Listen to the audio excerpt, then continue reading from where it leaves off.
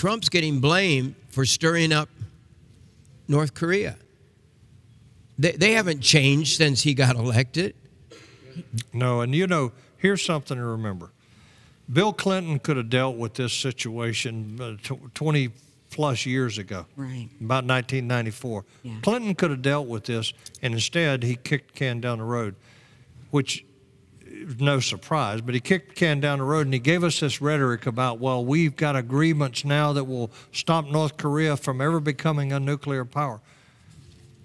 By the way, does that sound familiar? Does that sound a little bit like what we're hearing about Iran right now? Mm-hmm. It sure does. So Bill Clinton could have dealt with it, and he didn't. Now you have to wait 20 plus years later till you get a guy like Donald Trump who says, wait a minute, I'm not going to leave this for my grandchildren to deal with. We got to deal with it now. This is, in fact, a very serious threat, not only to America, but to our allies.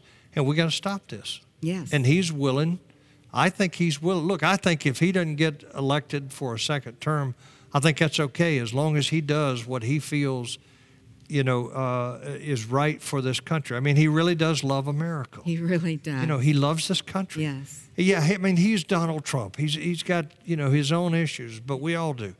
But I think that standing up to North Korea and saying, hey, look, this has gone on long enough. Clinton wouldn't deal with it. Nobody after Clinton would deal with it. But I'm going to deal with it. Now you make up your mind which way you want to go on this. We can be friendly or we can be enemies, but it's your choice. Do you think we will have to make a preemptive strike? I don't think so. You think he'll do something crazy and we'll have? No, I don't.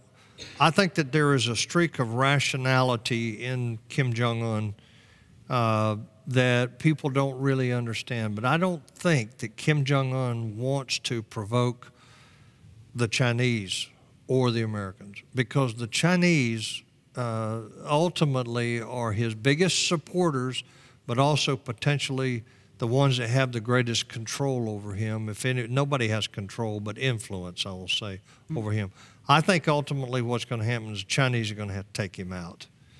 The Chinese are just going to have to figure out a way to take him out. See, that's what they were going to do when his brother Kim Jong-nam was killed there in Kuala Lumpur in the airport when somebody rubbed VX on his face. That was his half-brother. That brother actually was the one that was supposed to be the next in line, but he was caught at Disney World with his family on a false passport, and he embarrassed the family in the, you know, in the Asian culture.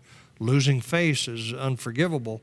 So they bypassed him and another brother in between him and Kim Jong-un, because he was too, as they described it, too effeminate. So they went all the way to the youngest brother, Kim Jong-un. But he is more rational than I think people give him credit for being. And I think the Chinese recognize that they've got to take him out. But their long-term plan was to bring this brother that got killed back into China, I mean, back into North Korea, and make him the new leader. But in order to do that, they had to take out Kim Jong-un.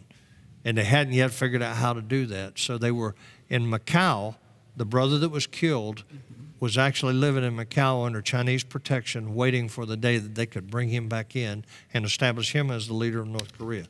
Now they're back to square one. They don't have a plan, and they don't have anybody to replace him with. But I think in time, he knows that China is going to target him because China does not want war on the Korean Peninsula. They don't want 20 million refugees going across the border, and they don't want more U.S. forces on the Korean Peninsula or in the Pacific Rim. So I think China is the key to this. I don't think we're going to see war there. I think that this is going to be ultimately a lot of bluster, a lot of threats, most of which are hollow threats.